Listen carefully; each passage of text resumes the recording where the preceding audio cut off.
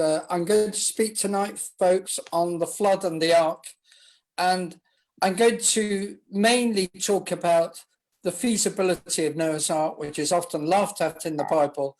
But I will briefly, of course, also talk about the flood as well.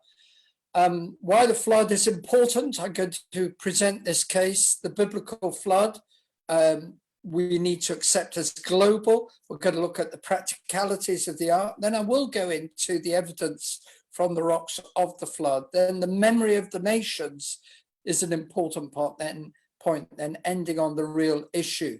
So why is the flood important? Well, let me briefly show to you why this is so important.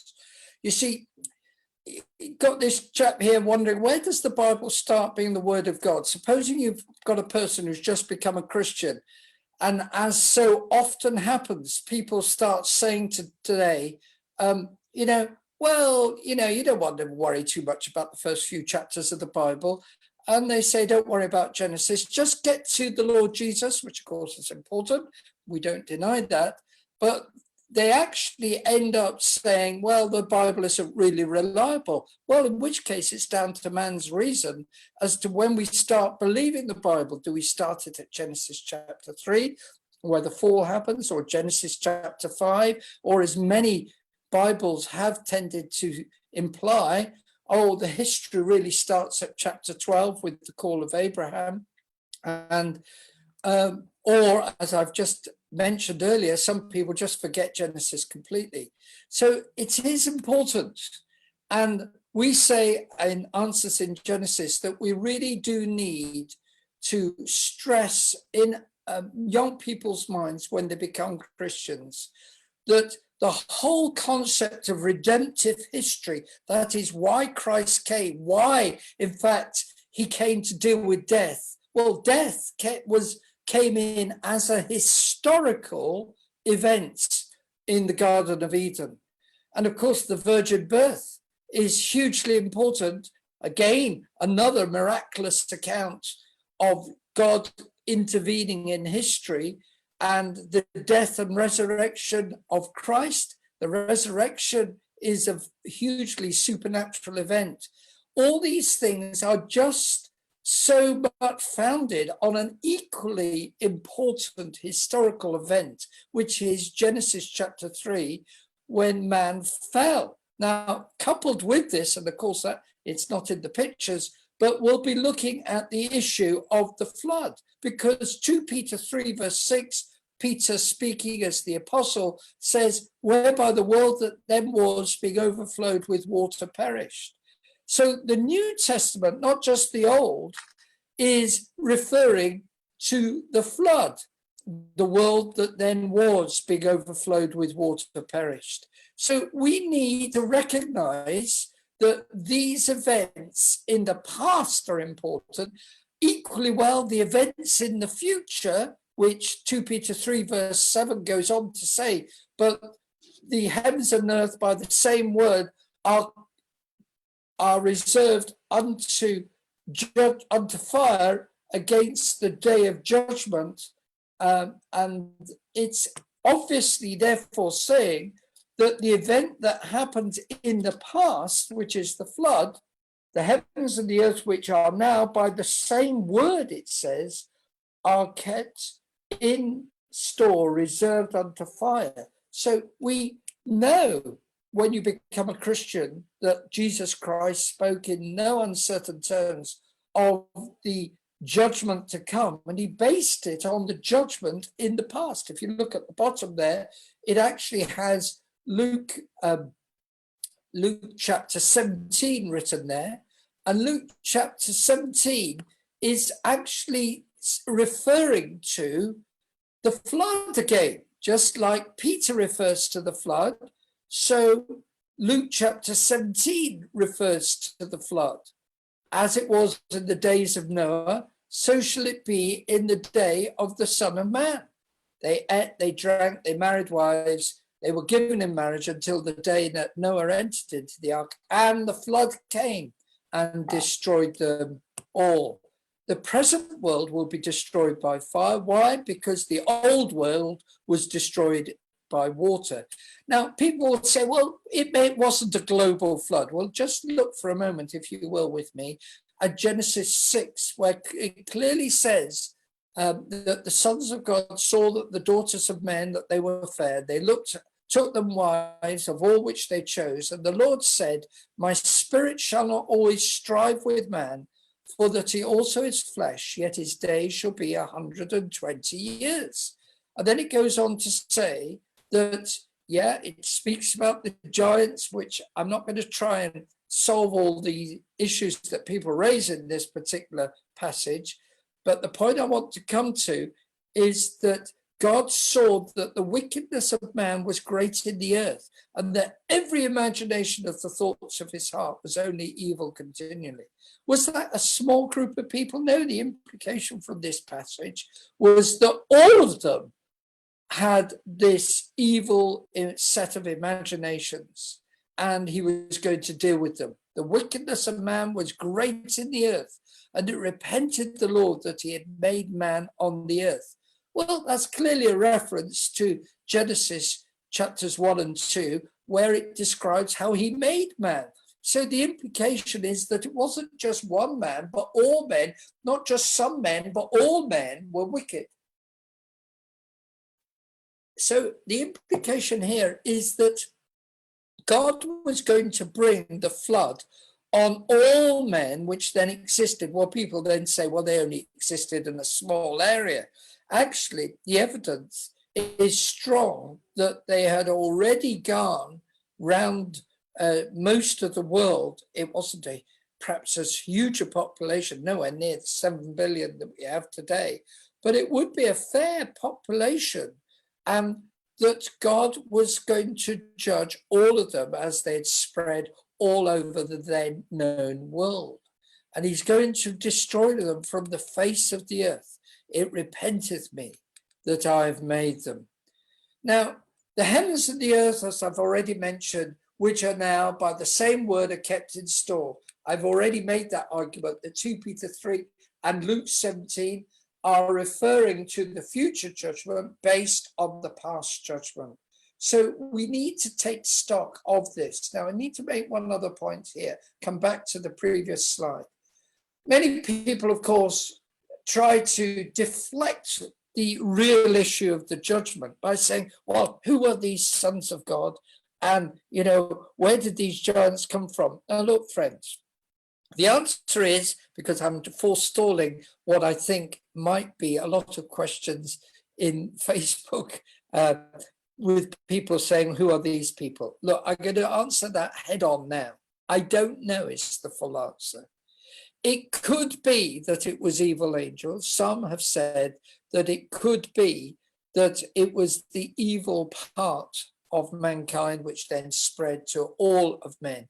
People have different views. Barnes, which has written extensive notes, a wonderful old Puritan commentator, doesn't like the view of the evil angels, but there is some credence for it because it talks about the angels that sinned in Jude. Now, I wouldn't get hung up too much about this because we do not know enough.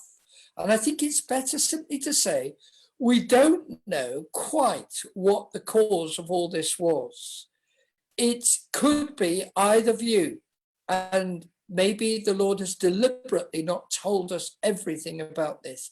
Suffice to say that it was such evil that God was going to wipe the whole of mankind from the earth. And please notice that it says both man and beast and the creeping thing in verse 8 here, right at the bottom, and the fowls of the air.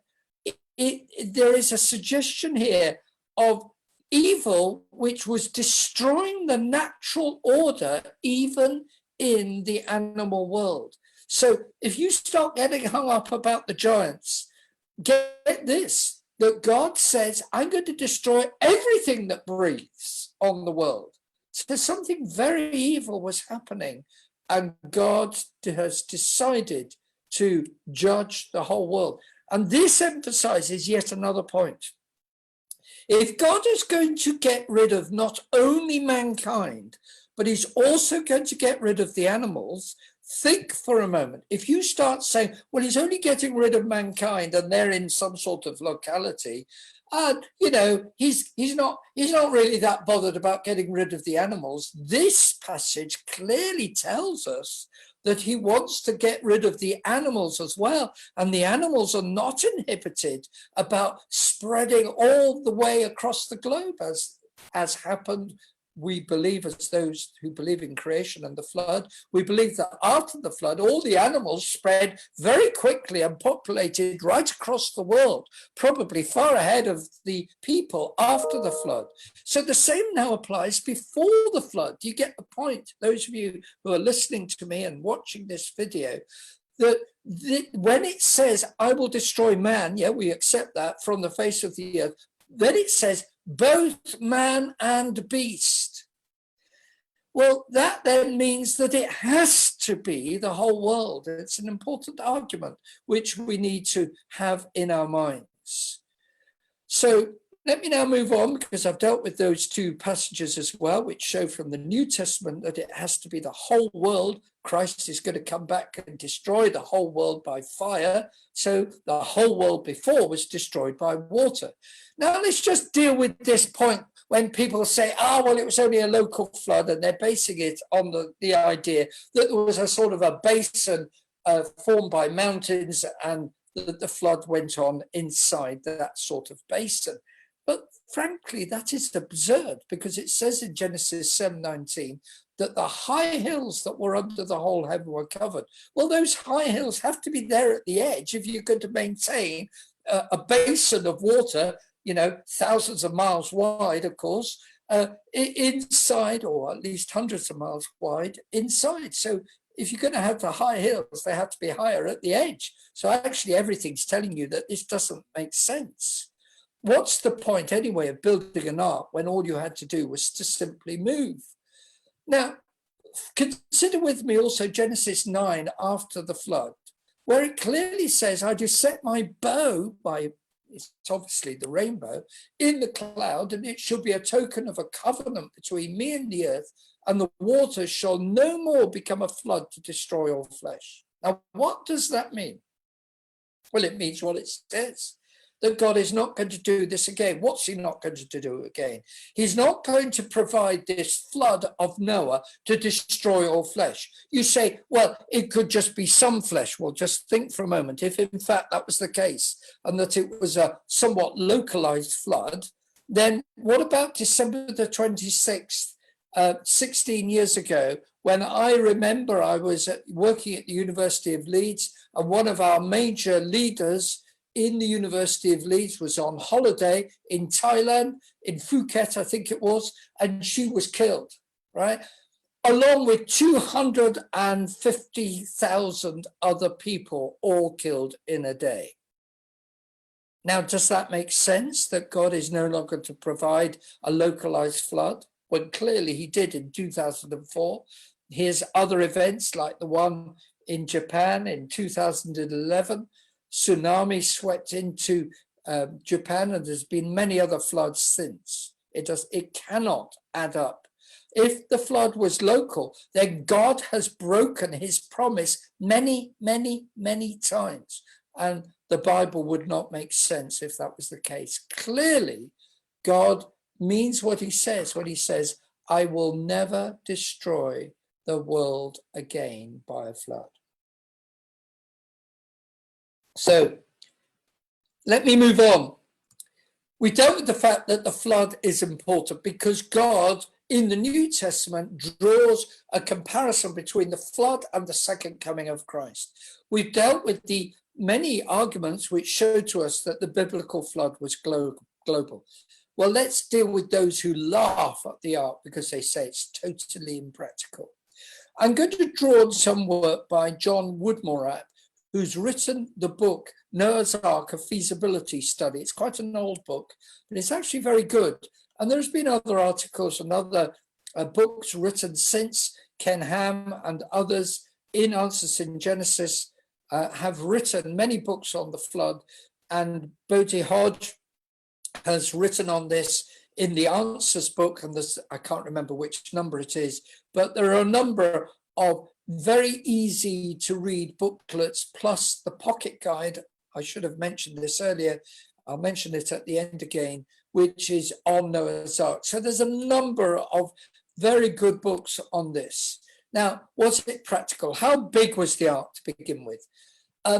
I'm just taking the basic dimensions. It could have been larger indeed. I think Ken Ham, with the Answers in Genesis Ark,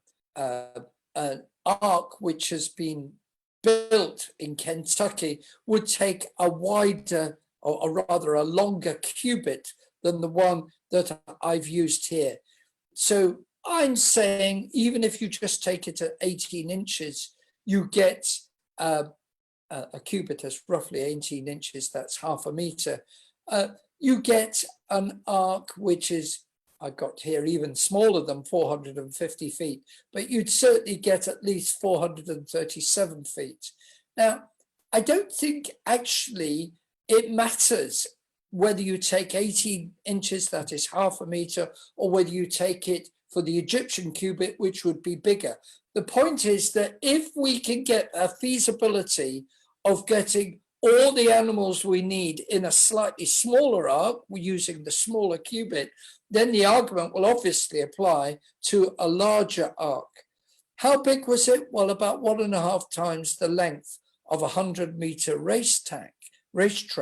So we're talking about obviously 150 meters. So it gives roughly what I was saying, which is 450 feet. If you're in the US, you'll be thinking in terms of feet.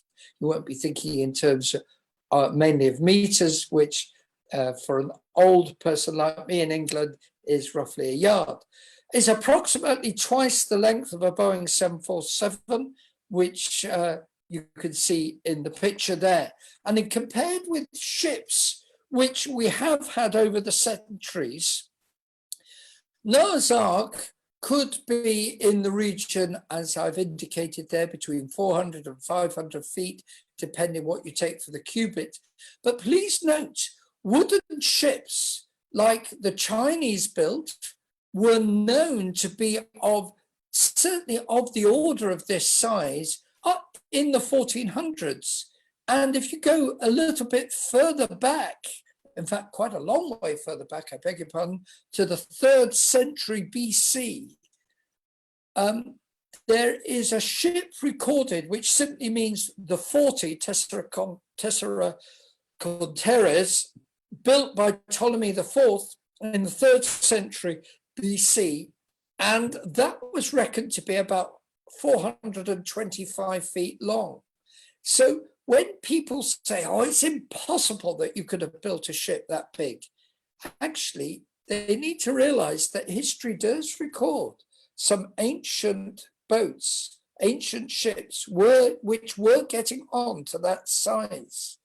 People say, well, there wasn't the wood around to be able to build such a huge structure, because once you get over a certain size with wood, then the wood would just split apart. But that is presuming that Noah didn't have the ability to make a joint such that you could slide in the wood into a joint such that you look sideways on, that you could have a C-shaped joint, that you could actually have a mortise and tenon joint where the wood of one plank has a ridge and the plank next to it has an open part shaped like a C, such that you actually get it sliding in, and so the wood is held together. So I would like to ask people to consider, on what basis could Noah not have built a ship this big? Because many people have simply tried to say he didn't have the knowledge, but that is a presumption. We maintain that there was a lot of knowledge even before the flood. They weren't brutes, these people who were building ships way back in the time of Noah. Noah was not just a country bumpkin not able to actually build ships. Everything indicates that he could do it. How could Noah take and feed all the animals on the ark? This is where we draw on John Woodmore. Not all the animals would necessarily be feeding, as hibernation instincts may be increased by the Lord in some creatures. So we mustn't forget, in other words, the supernatural aspect to this account.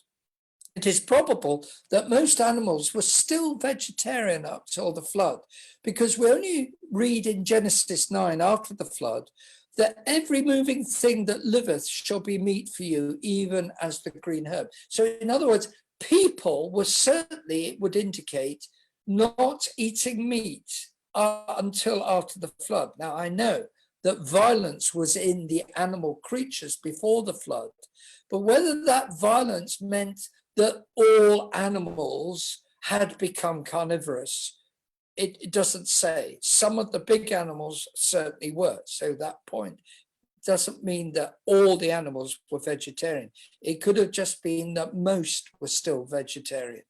Noah's Ark was very large. I've already indicated that the size is at least 437 feet. That's 150 meters, or not quite as large, but it could have been actually larger than that, as I've also indicated, with depending on which measurement you take for the cubit. So let me now just follow this up with concerning the issue as to whether Noah could get all the animals on board. Could Noah get 2 of each of the millions? Now, please notice that it's a bit loaded, this question. The millions of animal species into the ark. Actually, I don't think it is millions, and I'm going to show you that in a moment. But I've often heard people say this to me, say, there's millions of species. It's actually ridiculous to say that Noah was taking 2 of every species because there are millions of them. Well, just a minute. Let's just think this through. Supposing the ark is, as I've been saying, 150 meters long, for the Americans, 450 feet at least, 25 meters wide, 25 meters wide, that's right, which is 75 feet for the Americans. I don't know why the Americans can't follow meters. I think we need to educate them. In fact, the whole of the English language has been rather twisted around by my American friends, but we'll leave that. I'm just slightly pulling their legs here. And then you've got 45 feet tall, that's 15 meters high, right?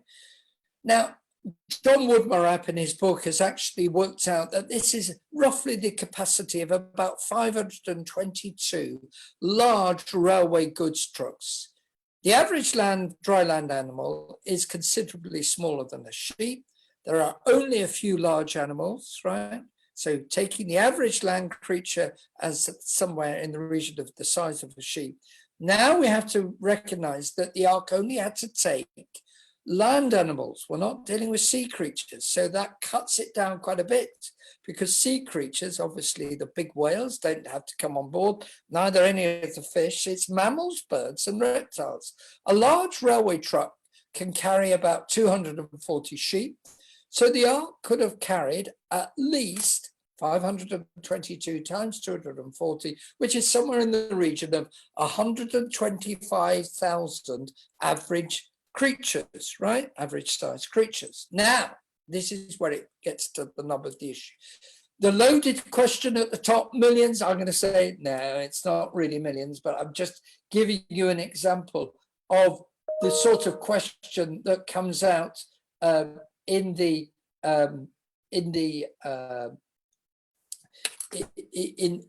typical question which we get from those who don't like what we're saying and who try to mock us. So we need to now identify what is the Genesis kind. Because clearly when it says 2 of every kind, and that would mean a pair, the male and the female, and then when it says 7s, it means 7 pairs of the clean creatures. We've got to identify what is the kind. Assume for the arguments that the kind even though I think it's actually higher than the species, more in the region of family. But even if we said it was species, this is a very powerful argument. Even if we say it's species, there are not very many species of mammals, birds, amphibians, and reptiles. If you take the leading systematic biologist, evolutionary at that, Ernst Mayr, he estimates about 17,500, a bit over 17,600. Allowing for 2 of each species on the Ark, plus 7 of the few so-called clean animals, plus some extinct creatures, we've got in the region of 50,000 animals. Much, much less than the 125,000 that we know it could have taken. So there isn't a problem. Why are people so hung up about this? Because they haven't thought through the issues. You're not dealing with sea creatures in particular, and that has a big effect. But isn't the flood just isn't it just a fable? Well, there are 4 chapters on the flood, and the Ark details major events. The Lord referred to the flood in serious terms. Some say the Epic of Gilgamesh is the origin of the flood story, but the evidence is strongly in favor of Genesis being the original, not the other way around. What do we mean by the Epic of Gilgamesh? Well, it's the story which is produced by the Babylonians, which talks about an ark which is the size of a cube. Well, a cube would not be stable in the very, very rough seas, which obviously are employed by the flood. So, by the Bible, rather. So clearly what's being indicated is that the Bible has the original, not the Epic of Gilgamesh. Could the Ark survive? Well, look at this comparison between Genesis and the Epic of Gilgamesh. Yes, they both describe the extent of the flood being global, which is an interesting point. They both describe man's sins. They both talk about mankind being destroyed, although in the Epic of Gilgamesh, it's more restrictive to one city. Interestingly, in the Epic of Gilgamesh, it doesn't just refer to God, the biblical God, it refers to an assembly of gods. The name of the hero, of course, Noah, would be their own name. That's not an issue. It's announced in a dream in the Epic of Gilgamesh. And please notice this, the height of the boat is not 3 stories, but 7.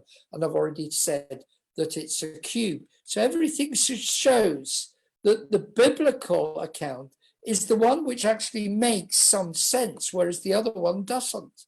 And please notice this. Not only is it a cubing in the Epic of Gilgamesh, but it also speaks of only heavy rain, but not the underground water, which is definitely implied in the Epic, in Genesis, where it says the fountains of the great deep broke open, and the water was evidently coming up from below as also coming from above. So was it an art like that? That's just nonsense. It's complete fiction.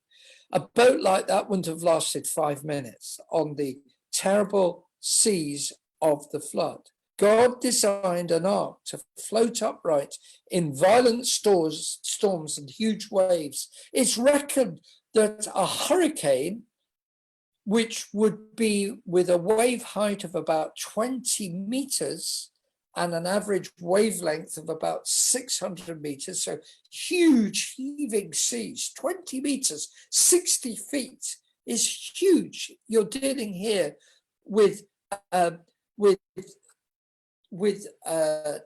times the height of a man. You're dealing here with waves higher than 2 or 3 stories of buildings. Well, if we take that hurricane type wind on the seas, right, it means that you're dealing, as I've already mentioned, with wave heights which are at least 20 meters. And it's been shown by Tim Lovett from some work he did some years ago on the feasibility of Noah's Ark in the heaving seas, that Noah's Ark could have actually survived wave heights even higher than the 20 meters that I've put there. He could have survived waves as high as 30 meters, and some have even suggested even higher than that, 45 meters or so. Noah's Ark was stable, and people who actually study oceans and large ships, so nautical engineers, have looked into the stability of Noah's Ark. You've obviously got to make an assumption as to where the center of gravity was of the Ark. You've got to make an assumption concerning the action of the buoyancy force, which is to do with how the Noah's Ark was loaded. You also need to know where roughly how the weight would be reckoned in relation to the buoyancy force. So then that gives you an estimate as to its stability. The amazing thing that comes out of this analysis is that you wouldn't have liked to have been on this in terms of feeling sick or not, but you wouldn't have been in danger of being submerged under the waves, even up to 60 degrees tilt. That is an incredible list. So Noah's Ark could have righted itself even from 60 degrees. That is really quite something. Well, what about dinosaurs, you say? Could Noah have actually put such creatures onto the Ark? Did he squeeze them in? Well, of course it's squeezing into some sort of old Sunday school drawing as indicated here for Noah's Ark, the one that we had earlier back here, that one. If you try to say that Noah's Ark is that, then obviously you get this sort of idea of Noah's Ark being stupid for when you've got dinosaurs. But if you actually abandon that, because that's fiction, and take the point that dinosaurs, of course, start off as eggs. As we know, we've got fossilized eggs of the embryos of dinosaurs. We know that dinosaurs would have started off for a year, even a 1-year-old T-Rex, as something not perhaps too much bigger than a giraffe or a creature of that size. So when you take this into account, you say that there was young dinosaurs going into the Ark, people and dinosaurs shown in this picture actually does begin to make sense. You obviously put the big dinosaurs onto the lower story. Then you'd put, you've got 3 stories. You probably had a bigger story at the bottom, and then the other decks would be for smaller animals. Now, does this make sense? Well, actually it does.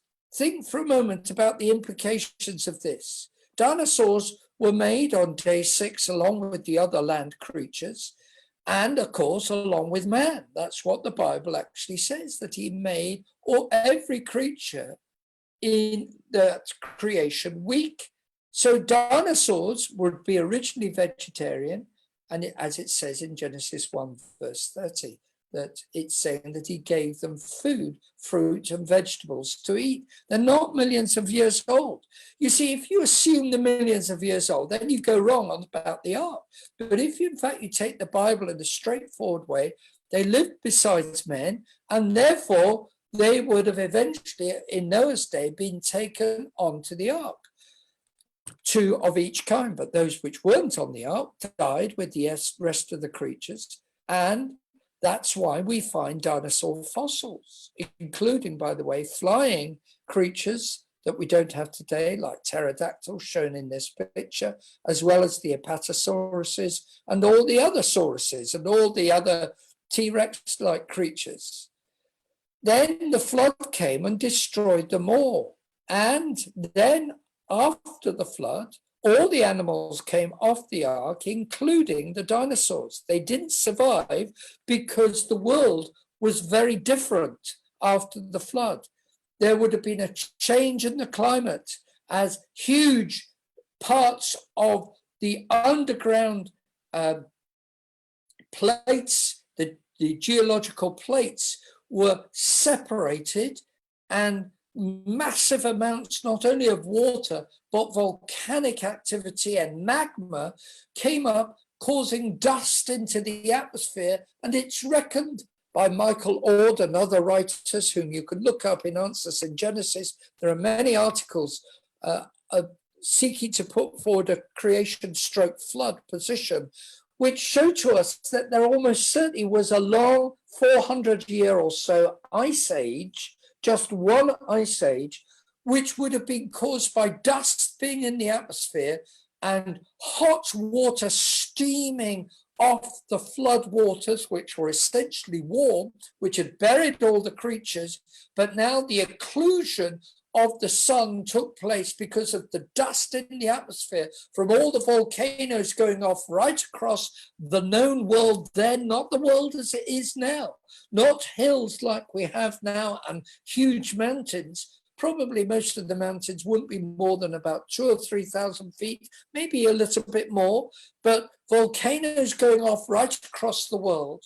And those volcanoes spewing up dust into the atmosphere so that the sun could not get through, particularly in the northern latitudes. So the climate was changing even after the flood. That then would mean that many animals, even though they'd been on the ark, couldn't survive. Well, they survived for a while because there's evidence that dinosaurs actually did survive. I'm going to show you some evidence for that in a moment, but they eventually died out because the world was not the warm temperate climate now right across the world. It was now got much greater sharpness between winter and summer, particularly in the northern and the extreme southern latitudes. So what about the rocks? Do they show evidence of the flood? Well, obviously, a person coming along with a secular attitude will interpret the rocks in a very different way from a person who comes believing in the Bible. The rocks would actually indicate massive extinction and killing and death, which I don't deny, but it doesn't actually necessarily lead to the conclusions of millions of years. When we actually take a biblical view and actually take a scriptural view based on the scriptures, we actually come to a very different conclusion, that there was a worldwide catastrophe which buried all the creatures. So when it comes to dinosaurs, we interpret things very differently. Is there evidence of the flood? Well, there is. There is evidence of what we call polystrate fossils, where tree trunks reckoned supposedly to have been there for millions of years, while sediment built up round them. Actually, all the indication is that those tree trunks were buried all in one go, because usually tree trunks would just rot after they'd been there just for tens of years. So they wouldn't kindly stay vertical or at an angle going through all these layers, because they would just rot away. Everything indicates that those vertical tree trunks buried in sometimes in coal mines, as is illustrated here, or not necessarily always in coal, sometimes buried in many layers of rock, clearly indicating that these are layers normally thought to be millions of years, actually indicates all the layers were laid down extremely quickly. Then there is other evidence, massive coal layers. Some of the biggest coal layers are in Australia, where they can be at least half a mile thick, getting to 3 miles thick off the coast of Victoria. Now, we don't have coal that thick here in Europe, but there are some places where coal is buried that thick. But my point is this, that coal is found all over the world, and it's a strong indication that there really was a worldwide flood. And we need to take stock of this.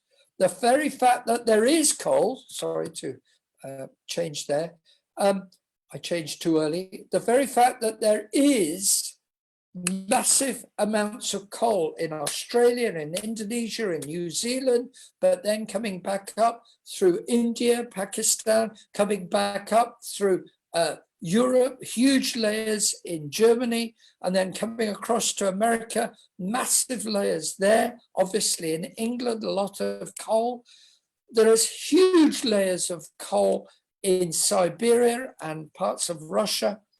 The very fact that coal, which is vegetation, which has become, it's full of carbon and it's become full of, become coal because it's been buried without the oxygen. So there has been pyrolysis. We call that changing its chemical composition without the presence of oxygen to actually rot it away. So that's why you find in coal lots of vegetation. You actually see trees in the coal. Now, the very fact we've got coal all over the world shows to us that this is consistent with the worldwide flood. So friends, when you consider things like the Grand Canyon, this is a picture I took looking down the Grand Canyon, you see that it's got vertical faces. I was so struck by this when I went down the Colorado River. What a lifetime, a chance in a lifetime that was, to see the Grand Canyon and to go down it. And the vertical facing on the Grand Canyon showed to me that there had been a huge amount of water cutting that canyon. And the canyon itself, of course, is made from layers which were laid down before it, which would be flood layers. And the top layers have been swept away by events probably after the flood, including the massive Colorado cutting in which the Colorado River runs, or if you like, the massive canyon I'm really referring to. The canyon itself is a post-flood event, and it's formed by a huge amount of water cutting through it. And now the remnant of the water is now the Colorado River. It wasn't the Colorado River as it is now, which cut the canyon. This is not deep time.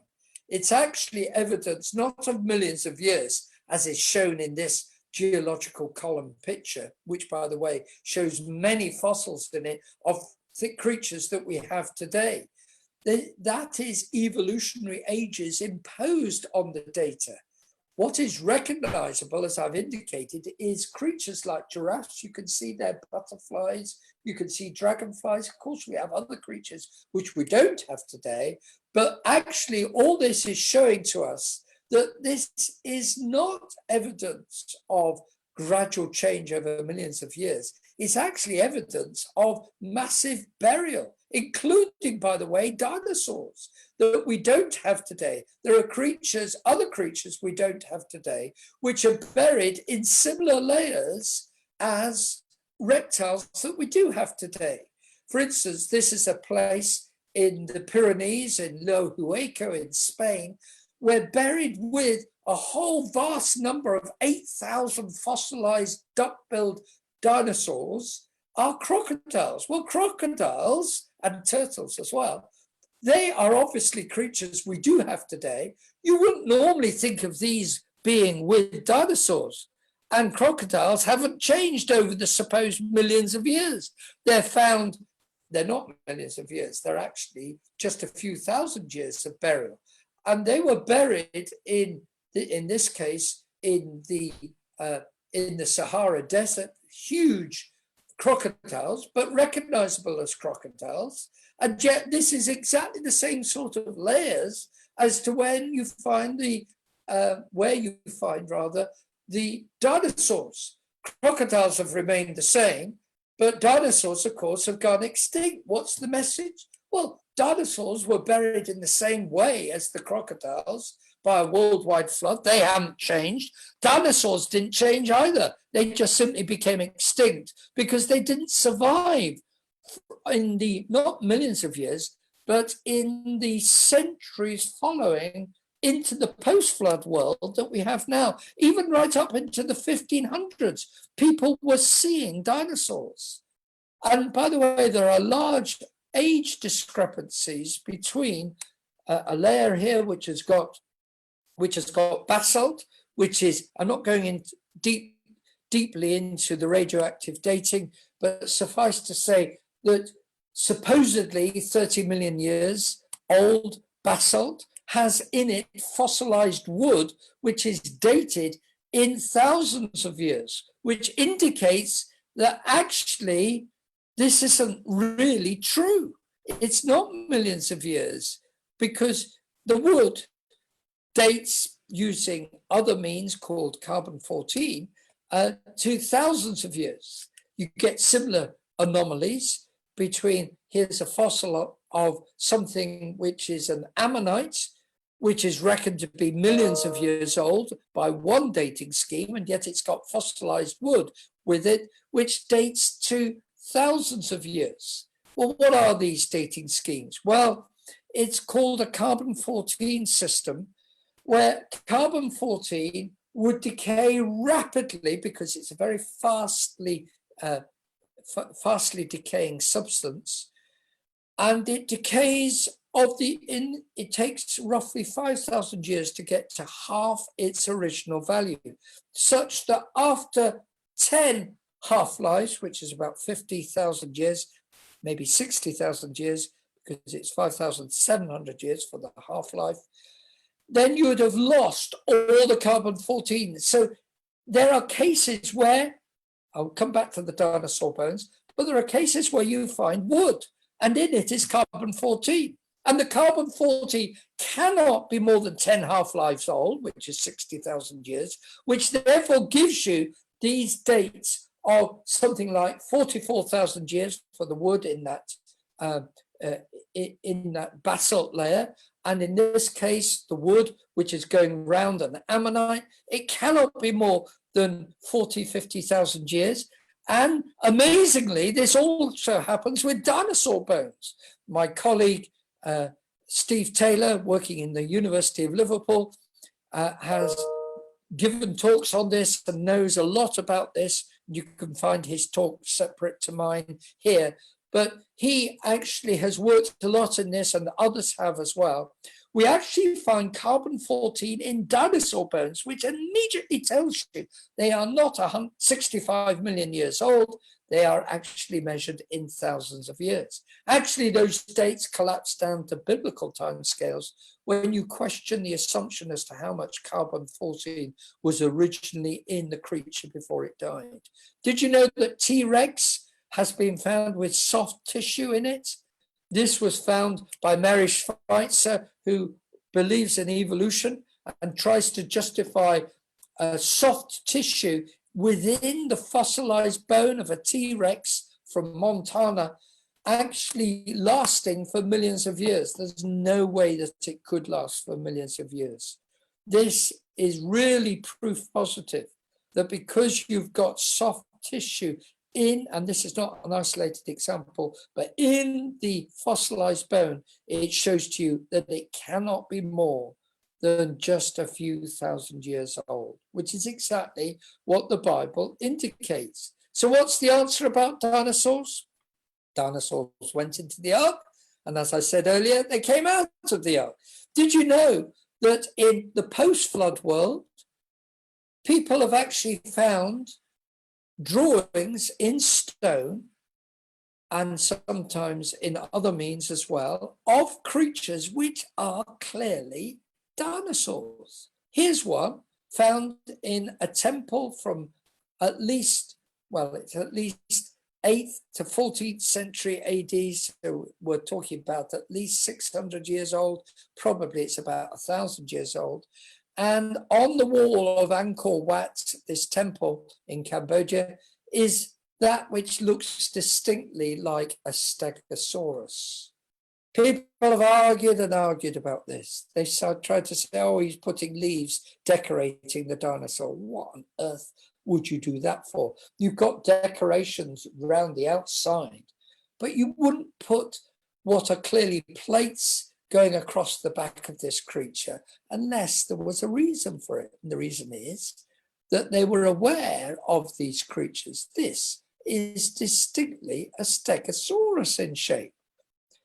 And then, did you know that not far from me here in Milnrow, near Rochdale in Lancashire, if you go up the M6, you come to Carlisle, And if you go nicely knocking on the door of the curator of Carlisle Cathedral, he might allow you to lift up the carpets in the central aisle of Carlisle Cathedral to reveal amazing dinosaur brass carvings, which show what looks distinctly like an Apatosaurus, going round a tomb which was dated, if I could just pull this up here, of a bishop who died somewhere in the region of just before 1500 AD.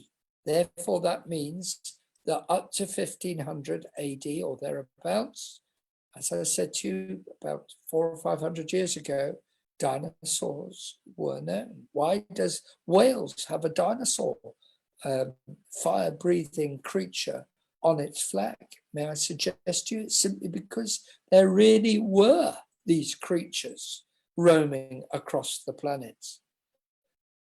Sweden has Beowulf and the Dragon. England has the legend of St. George killing a dragon. All indicates that these are true. In America, if you go to Natural Bridges National Park in Utah, you will find a dinosaur petroglyph. If you go to Kachina Bridge, if you go through that archway, then look back, you will see that there is a petroglyph of a dinosaur, which if we look more closely, this is a picture I took, and we're going to look in more detail at this. If we now just slightly increase the contrast, can you see on the right, a long tail, 4 heavy feet, and a face and a long neck, indicating that Indians knew of dinosaurs. Job describes a creature called Behemoth, and it says his strength is in his loins, his force is in the navel of his belly. He moves his tail like a cedar. His bones are like pieces of brass. He is chief of the ways of God. Some people say this is an elephant, but they don't have tails like a cedar tree. Not the last elephant I've seen anyway.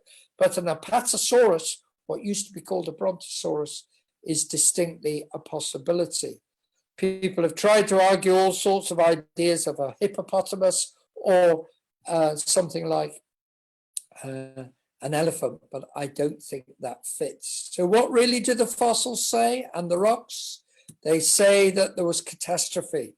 Here's an example of a fish and eating another fish. An ichthyosaur in the process of giving birth was crystallized in the rock, indicating that it must have been fast burial.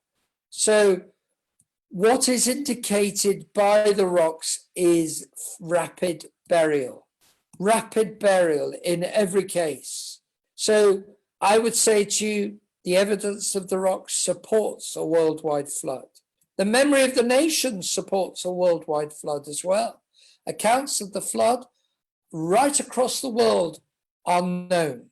Destruction by water, look at the central 3 points. Destruction by water, humans being saved, and animals saved. And above that, an ark provided. An ark, destruction by water, and humans saved. We'll take those 3. You'll find, that these are actually in accounts in Persia, in the Greek mythologies, which of course are myths, but they are based actually on a seed of truth. Similarly, in the Roman gods fighting, it's a corruption of what really the Bible is saying. In Russia, in China, in India, in Canada, in the Cree, that is the Eskimos, and then if you go over to the right, you'll find in Peru and the Aztecs in Mexico, they've all got accounts of an ark being provided, destruction by water, and humans being saved in that ark. Approximately 150 generations would take you back to the time of the flood, according to the Bible. If you take the world population going back 150 generations, that is 4,500 years. you get to a population back from 7 billion today, which is consistent with what you would estimate is a very, very small population in between 4,500 and 5,000 BC. So, 4,500 years ago, which would take you to roughly BC 2,500. And if you go back a little bit further, everything is indicating that the world population is consistent with biblical timescales. Get this. Did you know that the Chinese have a language which is made of pictures? Let me show you something. Whoops, that's not meant to be showing you that. Apologies. Just going to have to jump here. I didn't mean to show that. So did you know that if you take dust, the pictograph for dust, take the pictograph, the picture letters or picture words for breath, and take the one for alive, you get the pictograph, the picture word for in the old Chinese, which is still used in Taiwan, for the word to talk. So the word to talk is made of dust, breath and mouth, and alive. If you then take that word to talk and take also walk, you get the word create, which is really quite extraordinary. You can find more evidence of this at that website, the University of Washington Christian Fellowship. Sorry, the University of Washington Chinese Christian Fellowship. Now, most likely the dispersal of the nations after Babel would have been, just as it says, from the Middle East going to all parts of the world. If you take the Chinese for mankind and one mouth and being all united, which is what you get from mankind with one mouth, very interesting, one mankind all speaking the same language. You take that symbol united and add grass to it and undertake with clay, you get the word for tower. If you take the word for great division going west, walking, that is coming from the west, I would suggest, you get the word for migration. So in the Chinese language, there is a memory of the Tower of Babel. And in the Chinese language, there is a memory of the sacrifice. Of old, in the beginning, there was the great chaos without form and dark. Okay, it's not exactly like Genesis, but it's similar. The 5 elements, that's the planets, had not begun to revolve, nor the sun and the moon to shine. So it actually confirms that the sun, moon, and stars were created on day 4. This is from the old recitation, which was taken at the annual sacrifice, and the emperors did this in their old empire, which for the Chinese dates right back to just after the flood. Then it says, you, O spiritual sovereign, first divided the grosser parts from the purer. You made heaven, you made earth, you made man, all things with their reproducing power got their being. Who can deny that that is so similar to Genesis 1? Now, God's truth is handed down by Noah. Take the symbol for the words to hand down and continue. Get this. It's mouth, 8, and water. What does it say? In Genesis, there was 8 people. Noah and his wife, Shem, Ham, and Japheth, and their wives. 8 people. It confirms that in Peter, the second letter of Peter, when it says 8 were saved. Water, the symbol for water. These 8 people came through huge amounts of water. And it was 8 people. So this gives you the words for to hand down or to continue. God is the Shangti, which we mentioned earlier, that the sacrifice was done to. Sin came from Adam and Eve. Trees and woman gives you the word to desire or to covet. So that's another confirmation. Sorry, I'm not getting this right. That gives you a confirmation of Genesis 3, that trees and women desiring something gives you the symbol of covet. So it's a flashback to Genesis 3. Now look at this symbol for righteousness. If you do something which I've done, and I'm stressing that I have done it, then you've got the symbol for me, which is my lance or my cutting instrument has cut. If you take that symbol, which is the symbol for me and the symbol for sheep, and you put the sheep over me, you get the word for righteousness. So a lamb sacrificed by my own hand is there in the old Chinese language. That language is no longer used by the modern China. They've removed themselves from that old Chinese system of writing. Maybe they did it because they don't like the thought that buried in that language is references to the Bible. But Taiwan still has these symbols and uses them. Even though they speak the same language as China, Mandarin, they write it differently. And by the way, Japan also uses these old symbols. So it's only in China. But please notice that the sacrifice, the idea of giving a sacrifice for our sin, is there in the old Chinese language. And it's speaking of Christ and how he died on the cross for us, which takes me as I close to the real issue.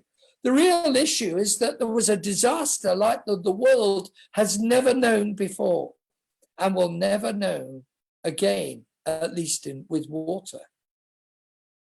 The real issue is authority and judgment. Where does the Bible start being the word of God, we asked? Well, it's back in Genesis. Adam, Noah, Abraham, David, Christ. He comes to take our sins upon himself. He is the one who is the great Redeemer. He is the great Lamb who John the Baptist said, "Behold the Lamb of God who takes away our sins, who takes away the sin of the world." We do not know how long it's going to be before Christ returns again, but he is going to return. And that is the clock of history, which is there in Genesis. I've told you this in other talks before, and I've used a very similar slide. If we remove the early chapters of Genesis and we have eons of prehistory, we undermine why Christ came and we break God's clock of history. The timeline no longer connects redemption in the cross of Christ with why Adam fell and brought death into the world. The early lessons or the early chapters of Genesis are the lessons of judgment. Adam, then Seth, Enos, Canaan, Mahalalel, Jared, Enoch, the seventh from Adam, just like Jude says that it would be Enoch, the seventh from Adam in Jude 14. Then we have Methuselah. Then we have Lamech. Enoch, Methuselah, but Methuselah said, "When I'm dead, it will come." And Noah was the one who was to build the ark. The heavens and the earth, which are now by the same word, are kept in store. What's that referring to? The great event to come, which is not a judgment by water, but a judgment by fire that I mentioned to you before. God has said this in his word, that the flood came and destroyed them all in Luke 17. Therefore, we must take seriously that what happened in the past is a picture of what's going to happen in the future. As I close, I want to play you this video, which answers in Genesis have got in one of their videos, which is for sale. You can also get hold of this. This gives some idea what it may have been like just before the flood came.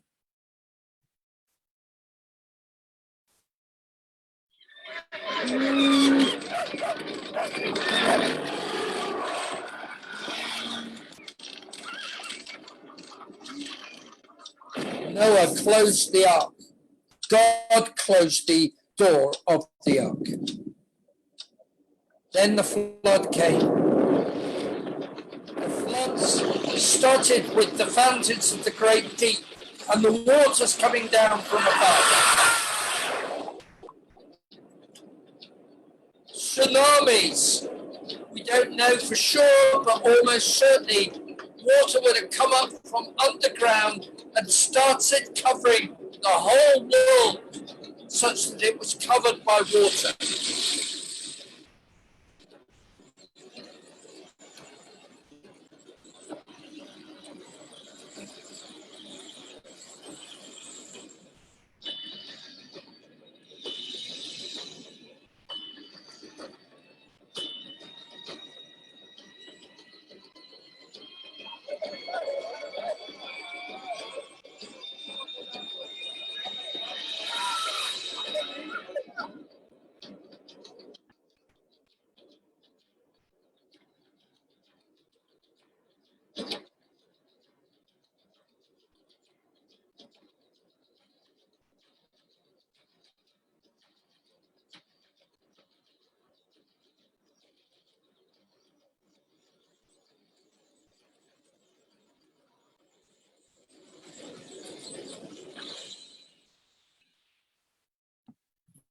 So friends, the message of the flood and the ark is that you need to be safe.